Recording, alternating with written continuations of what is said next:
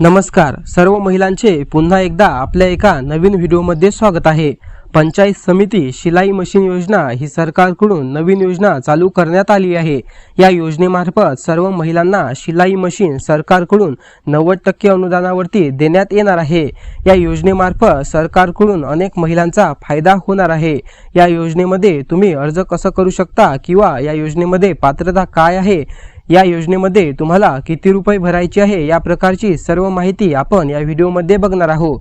तत्पूर्वी तुम्ही जर आपल्या चॅनलवरती पहिल्यांदाच आला असाल तर चॅनलला सबस्क्राइब नक्की करा, कारण आपल्या चॅनलवरती योजनाविषयी माहिती किंवा सरकारी कोणत्या योजना आता सध्या चालू आहे या सर्व प्रकारची माहिती तुम्हाला आपल्या चॅनलवरती दिली जाते। त्यासाठीच तुम्ही आपले चॅनल सबस्क्राइब नक्की करा। चला तर बघूया या योजनेमध्ये काय काय पात्रता आहे। हे बघा, अर्जदार महिला महाराष्ट्रातील ग्रामीण भागातील रहिवासी असावी, त्यासोबत वय 20 ते 40 वर्ष असावे, कुटुंबाचे वार्षिक उत्पन्न 2.5 लाखापेक्षा कमी असायला पाहिजे, शिवणकाम प्रशिक्षणाचे प्रमाणपत्र आवश्यक आहे, विधवा व अपंग महिलांना सर्वप्रथम इथे प्राधान्य देण्यात येणार आहे।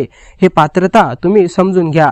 या पात्रतेमध्ये जर तुम्ही बसत असाल तरच तुम्ही या योजनेमध्ये पात्र आहात। त्यासोबत योजनेचा उद्देश काय आहे आणि या योजनेचे काय काय फायदे आहे हे जाणून घ्या। ग्रामीण महिलांना घरबसल्या शिवणकामाचा व्यवसाय सुरू करण्याची संधी, कमी भांडवलात उत्पन्नाचे साधन, स्वावलंबी बनवून समाजात स्वतःचे स्थान निर्माण करण्याची संधी, घर आणि काम दोन्ही सांभाळत स्थिर उत्पन्नाची हमी, प्रशिक्षित महिलांना प्राधान्य।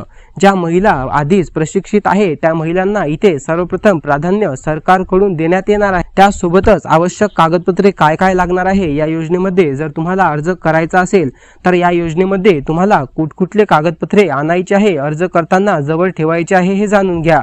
सर्वप्रथम तुम्हाला आधार कार्ड, मोबाईल नंबर असायला पाहिजे। जे आधार कार्ड आहे त्या आधार कार्डाशी तुमचा जो मोबाईल नंबर आहे तो देखील लिंक असणे आवश्यक आहे। त्यासोबतच उत्पन्नाचे प्रमाणपत्र, जन्मतारीख प्रमाणपत्र, रहिवासी प्रमाणपत्र, रेशन कार्ड, विधवा अपंग प्रमाणपत्र एवढे कागदपत्र तुमच्यापाशी असणे आवश्यक आहे। जर यामधला एकही कागद तुमच्याजवळ नसेल तर तुम्ही या योजनेमध्ये अपात्र ठरणार आहात। तर तुमच्याकडे हे जर कागदपत्रे असतील तर तुम्हाला अर्ज कोठे करायचा आहे हे जाणून घ्या। तुम्हाला जो आहे अर्ज करण्यासाठी तुमच्या जवळच्या पंचायत समिती कार्यालयाशी संपर्क करायचा आहे। इथे संपर्क केल्यानंतर तुमचा अर्ज तिथे स्वीकारण्यात येणार आहे। अर्ज स्वीकारल्यानंतर तुम्हाला मेसेज येईल की तुम्ही इथे रजिस्टर झाले आहात की नाही।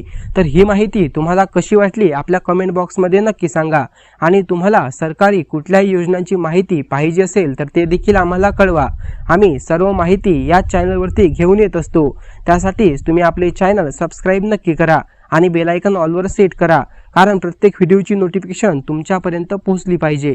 चला तर मित्रांनो, पुन्हा भेटूया अशाच एका नवीन माहितीसोबत। तोपर्यंत धन्यवाद। जय महाराष्ट्र।